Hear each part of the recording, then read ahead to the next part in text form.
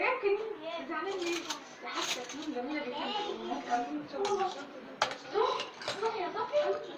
صاحبي مفيش دعوه انتوا بالكلام ده، خليكوا في حالك.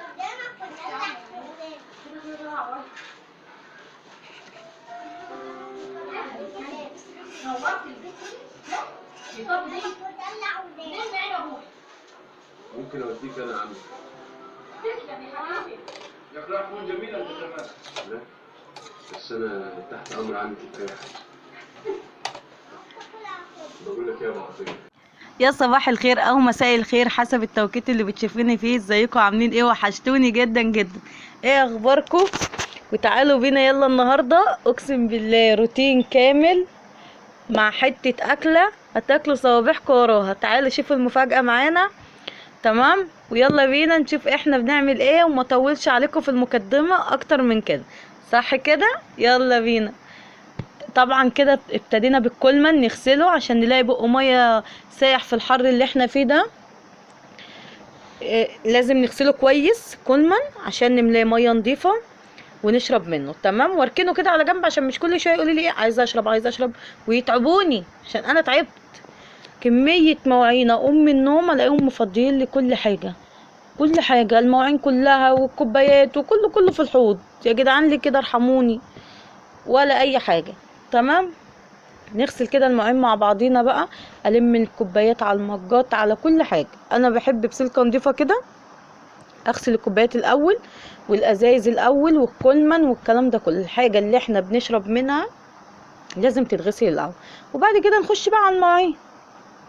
مفيش بيت بيخلى من المواعين. اللي معاها عيال بتغسل كميه مواعين اسالوني انا بقى، اسالوني انا بغسل كميه مواعين كتيره.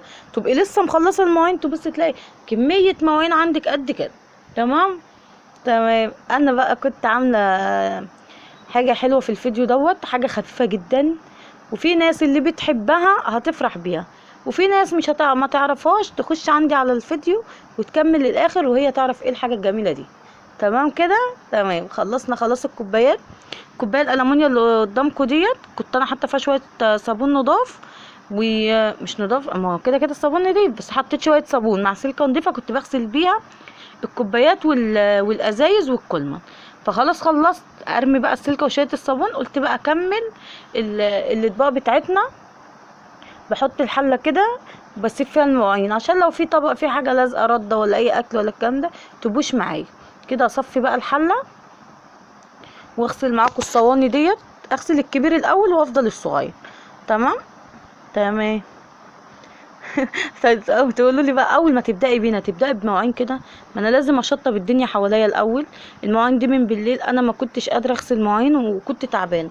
طبعا بقى اللي بياخد طبق، اللي بياخد معلقه، اللي بياخد كوبايه، بيزود عندك مواعين اكتر. كده انا صبنت المواعين بتاعتي. تمام، وغسلتها. اشطفها بقى واكمل بقى. اسكت انا بقى؟ لا ما اسكتش. شوفوا بقى اللي انا حصل لي ده كده. غسلت المواعين كلها وشطفت الكوبايات وقلت خلاص خلصت وابدا في الاكل. لقيت مواعين تاني بتيجي منين معرفش. ده انا لو بكسبها في البخت مش هعمل كده، مش هلاقي مواعين كتير كتير كده بجد. كده خلاص هشطف بقى المواعين دول. كده يعتبر انا غسلت المواعين اللي قدامي في الحوض. لسه بقى هتلفت حواليا بقى اشوف ايه اللي عايز يتغسل واغسله. هصبن الحوض واصبن الحنفيه عشان تبقى الدنيا حواليا نظيفه. تمام. كده خلاص خلصت اهو. قلت اصبن الحوض، نسيت خالص ان انا قاعده حاطه لهم فطار بيفطروا. الاولاد كلهم كده بيفطروا. تمام، نسيت خالص ان في مواعين هتيجي تاني، ونسيت ان ورايا مواعين. انا افتكرت ان انا لميت اللي حواليا كله. ناس بجد من كميه المواعين. قلت خلاص انا شطبت اللي حواليا يبقى انا خلاص خلصت المواعين، بس لا لسه في تاني. يلا تعالي معايا. بعد ما تنضفي الحوض كده يتملي تاني مواعين. بص بقى بلم الحاجه اللي على البوتاجاز. مطبخ صغير وعلى قدي، حاجه حندقه كده بس حلوه. ان شاء الله ربنا يكرمنا كده ويوسع علينا، ولما ربنا يفرج عليا اعمل مطبخ كده بقى على ذوقي بقى ان شاء الله. تمام، مسحت البوتاجاز كده وبغسله بالسلكه عشان برضو انا عندي القطعه اتكسرت بتاع اللي انا بقطع عليها الحاجه. فلما بغسل البوتاجاز بعمل عليه اللي انا عايزاه بصراحه، عشان على طول مش بستخدمه. كده بقى المطبخ اهو. شوفوا بقى المواعين دي بتاعت الفطار بقى. خدت سلكه تاني نضيفه ماشي. وفضيت شويه الصابون اللي كانوا في الكوبايه وغسلت الكوبايه الالومنيا، وقلت بقى ايه اغسل شويه المواعين دول.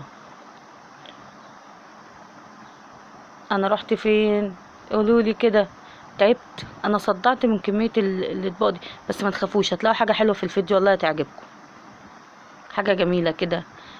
في ناس اللي هم بتوع زمان دول كده بيفرحوا بالاكله دي، حاجه حلوه جدا. يا سلام، كان ليا كتير قوي ما عملتهاش، وقلت بقى ايه اعملها واوريها لحبايبي كده عشان يقوموا يعملوها في الحر ده، يبقوا قاعدين كده بيتسلوا زي اكله الترمس. هي حاجه بتتاكل ماشي زي اكله الترمس، بس في اللي بيحب يسقي فيها بعيش ناشف، وفي اللي بياكلها كده. اللي يعرف هي ايه يكتب لي في الكومنتات ويقول لي. وكده كده هعملها معاكم في الفيديو برضو. كده انا خلاص اهو بقى هجيب بقى الصينيه اللي فطروا فيها عشان ابقى اغسل بقى بالمره واخلص اللي ورايا. احنا كده فطرنا يعتبر، اصل احنا بيفطروا على مراحل. اللي بيقوم الصبح بيجهز لنفسه فطار ويفطر، اللي يقوم بعديهم بيجهز فطار، اللي يقوم الاخر بقى بيجهز تاني فطار. يعني ساعات ما بيفطروش كلهم مع بعضيهم، وساعات بيستنوا لما كلنا بنتجمع ونفطر سوا.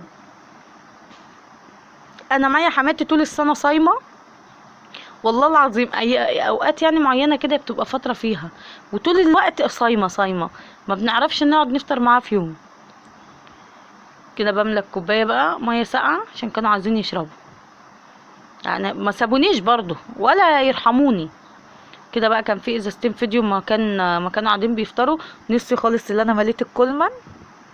طلعوا ازايز وفطروا، وانا قلت املى الازايز دي بقى عشان ايه ما يبقاش حاجه. يلا بينا نخش على الاكل الجميل، يلا تعالوا. ايه رايكم في الفول ده بقى؟ الفول ده كان عندي ناشف، خدته نقعته 24 ساعه، يعتبر اتنقع يوم كامل. تمام. جبت حته قماشه نضيفه كده، نضيفه ما تكونيش استخدمتها لاي حاجه. تمام. وحطي فيها الفول دوت. انا هعمل لكم فيديو للفول النابت عشان تعرفوا تبلوه ازاي. بصوا بقى، حطيت حله، معلش النور كان عندي مطفي هنا فمعلش سامحوني، ومرضتش اشغل الفلاش عشان هيبوظ لي الفيديو. بص نزلت كده بشويه هتقولوا لي الميه كتيره على شويه الفول، لا مش كتيره، عشان احنا عندنا بقول لكم بنشرب الميه دي زي الحمص. تمام. وبنقزقز الفول كده. كده ليمونتين قطعتهم، هشيل الريم بقى اللي على الوش دوت عشان احط الليمون طالما حطيتي ليمون مفيش ريم تاني هيحصل. الريم ده بيعمل عشان الفول او ياخد غلوه. طبعا ده فول ناشف واحنا عاملينه في البيت، يعني بصي حاجه على مزاجك كده، انت عاملاها ببيتك. كده خلاص انا لميت الريم بتاعنا، هقلبها بقى تقليبه كده، وننزل بالليمون. ليمونتين كبار بقى او صغيرين تحطي 3، بس دول عندي ليمونتين وسط حلوين عشان الميه تفتح معانا وفي نفس الوقت تبقى حلوه كده ولذيذه كده. تمام. مش فاكره كنت بكلم مين وعماله اخبط لهم على الحلقه. ايه رايكم في الجمال بقى؟ بصوا الشكل، بصوا شفتوا الريم اللي كان موجود دلوقتي مفيش ريم. بصوا بقى كميه البصل دي انا هحطها لحمه الغلابه يعتبر. بص انزل بقى بالبصل بتاعنا، ونجهز التوابل بتاعتنا برضو بالمره عشان هو خلاص دخل على سوا. ورق لوري، وحدتين دجاج، معلقه كمون، معلقه شطه، معلقه ملح، مش معلقه شطه كبيره، حاجه تدي تبس وحلو كده.